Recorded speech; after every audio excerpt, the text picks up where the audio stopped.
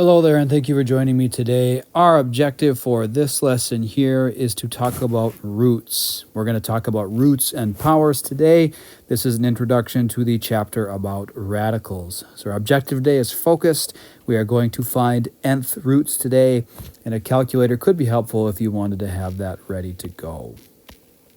So let's talk about roots for a moment. We recently talked about roots of a polynomial. Well, roots of numbers here are a little bit different. I'm going to read kind of the formal definition up top, and then we'll give some examples. If a to the power of n equals b, where a and b are real numbers and n is a positive integer, then we say a is the nth root of b. Let's have some examples. 2 squared is 4. 2 to the power of 2 is 4. That means that the base 2 is a square root of 4. Similarly, 2 cubed is 8, so we say 2 is a cube root of 8. 2 to the 4th power is 16, so 2 is a 4th root of 16. You can see a few more examples given there as well. Now, we got to be careful with these square roots here because when we talk square roots, cube roots, 4th roots, 5th roots, there are some nuances here we've got to be careful with. So the question here says, how many real square roots of 36 are there? Let's think about that, right? Are there any numbers we can square to get 36? Well, if we do 6 times 6, 6 squared, we'll get 36. So 6 is a square root of 36. But there's actually another real number that we can square to get 36.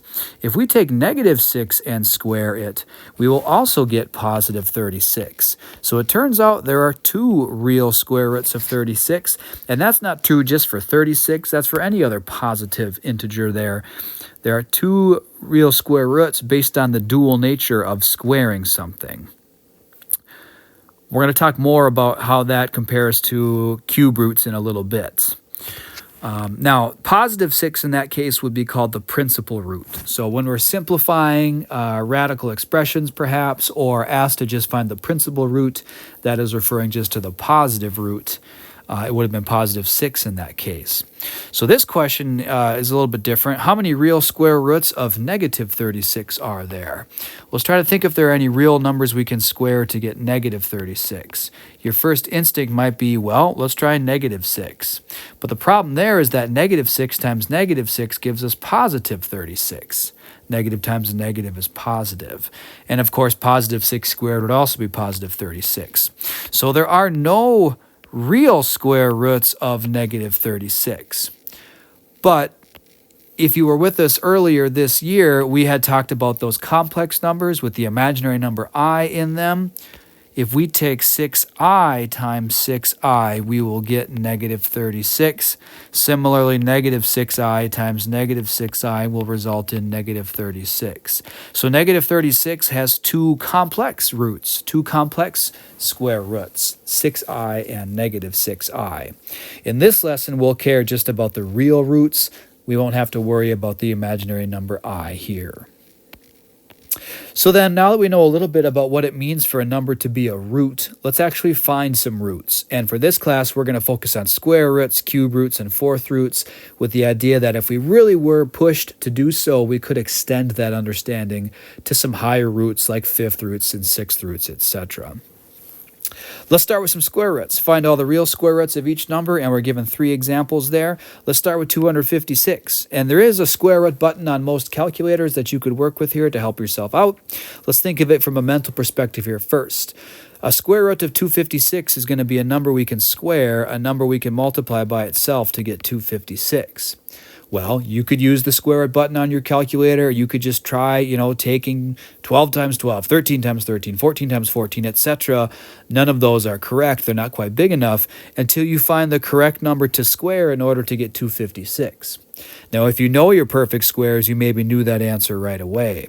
Remember, though, that negative 16 would also be a square root here because if you square negative 16, you will also get 256.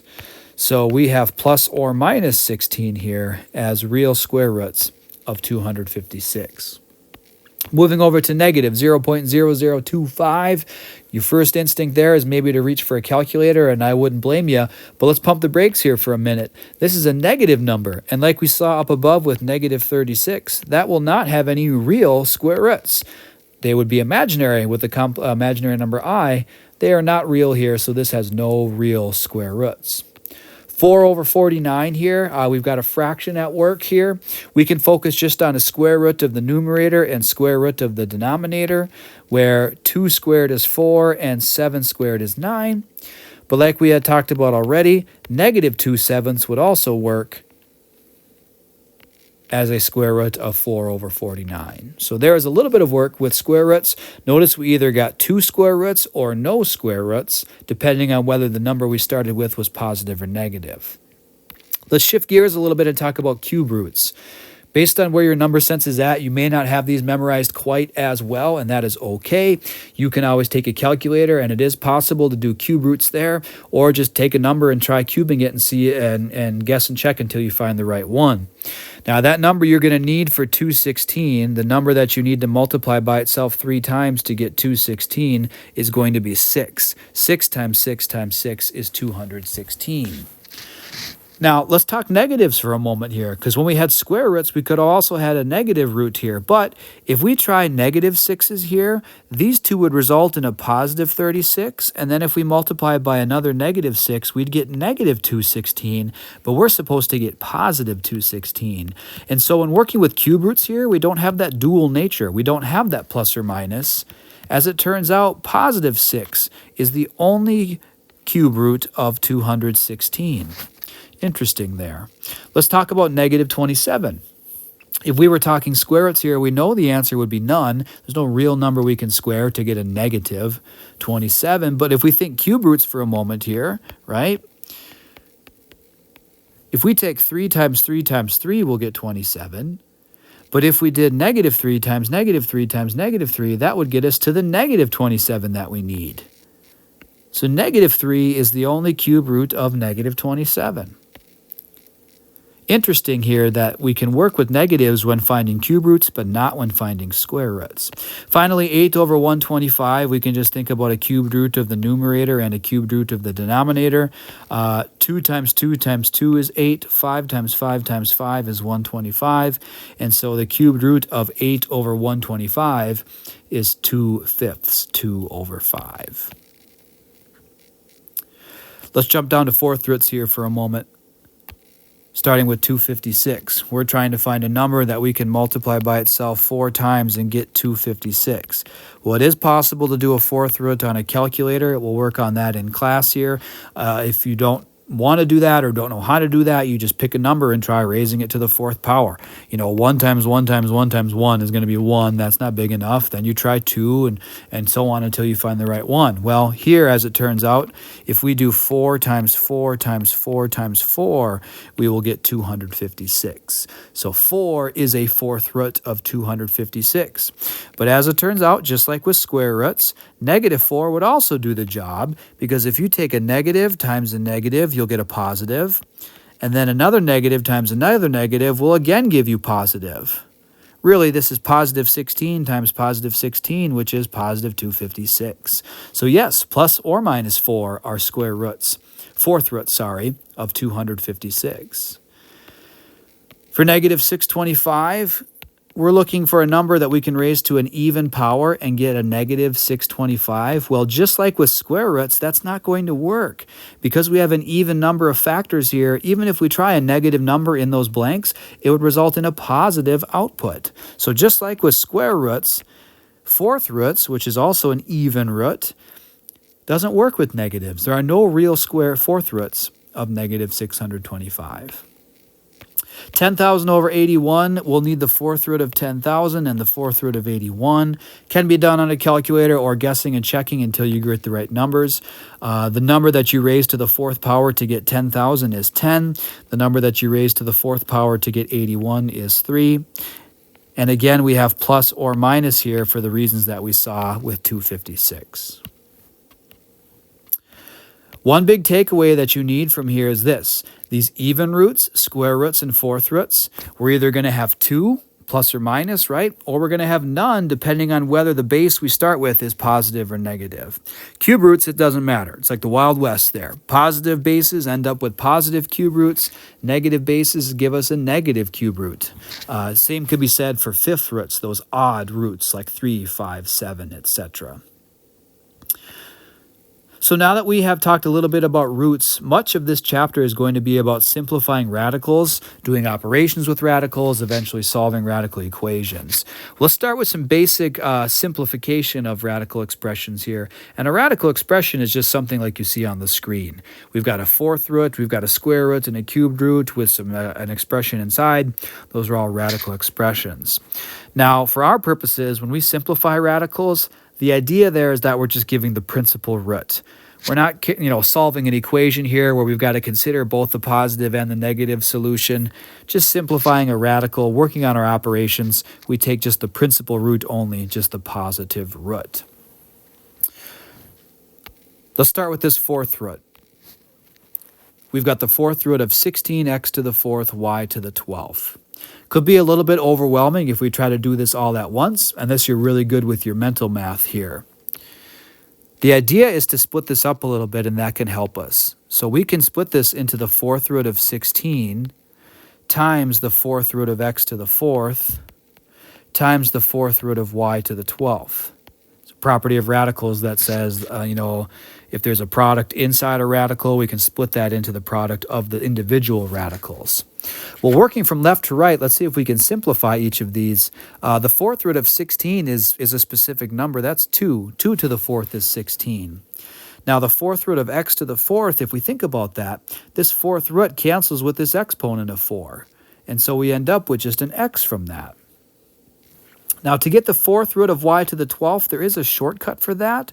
But for now, I'm just going to show you the textbook way to do that, which is this. We're dealing with a fourth root, so we want to split this y to the 12th into as many powers of 4 as we can. Well, there's 4 powers of y. Here's 8 powers of y. Now we have all 12 powers of y accounted for. Just splitting that y to the 12th into y to the 4th times y to the 4th times y to the 4th. And the reason why that would be helpful is, since we're dealing with a fourth root, that radical of 4 will cancel these 4's out here. And if I had taken the time to split these into individual radicals, that might have been better. But the idea there is still the same. We're going to end up with a y times a y times a y from all of this. So altogether, our final answer here is 2x times y to the third. There are times here where we might have to worry with absolute value symbols. For my purposes in this class, we don't worry about that quite as much, for better or worse. Let's try this square root here, and again, we want to split this up. Let's split this into the square root of 25 times the square root of x to the 6th times the square root of y to the 8th. We're going to talk about the shortcut for these two instead of doing it the textbook way. But first, the square root of 25 is exactly 5. Now, if you think about with these x to the 6th, we would do the same thing we did back here. We would split x to the 6th into as many x squareds as possible, right? And if we did that, we'd get 3 of them. X squared times x squared times x squared is x to the 6th. And then when we take the square root of all of those to simplify that down, because we were able to get 3 groups of x squareds, we're going to get an x to the 3rd power from all of that. Similarly with these y's, we would split y to the 8th into 4 little y squareds, and because we could get 4 of them, we'd get y to the 4th. If that seemed a little bit overwhelming, the shortcut works like this. These are square roots. Technically, the index is 2 there. That's called an index. The shortcut is to take the power and divide by the index. 8 divided by 2 is 4. Similarly here, take the power 6 and divide by the root 2. 6 divided by 2 is 3. That's the shortcut for simplifying exponents inside of radicals like that. Now that worked really well here because we had even numbers divided by an even root. In later lessons, we'll talk about what happens when that division doesn't work out quite perfectly. So putting this all together, we have 5x cubed y to the 4th. Finally, our cubed root example here. Again, let's split this up. Let's split this into the cubed root of 125 times the cubed root of a to the 12th times the cubed root of b to the 16th. 36th, sorry. Notice I wrote these indices of 3 up next to that radical symbol there. Be careful with those. If you put them down in front too much, it almost looks like a 3 in front instead of a cubed root like it's supposed to be. Just make sure you have that index high and tight like that. Well, from left to right, the cubed root of 125 is exactly 5. 5 cubed is 125. If we apply our shortcut here that we just learned, we've got a power of 12 divided by an index of 3. 12 divided by 3 is 4. This is a to the 4th. Similarly here, we would have a power of 36 divided by an index of 3. 36 divided by 3 is 12. This is b to the 12th. If you're wondering what happens when that division doesn't work out perfectly like that, that's a good thing to wonder about. We're going to talk about that in later lessons. So 5, a to the 4th, b to the 12th, that radical expression in simplest form. Today we were all about roots, finding nth roots, particularly square roots, cube roots, and fourth roots, and then we did a little bit with simplifying radical expressions to try to lay that foundation for subsequent lessons. Thank you for watching.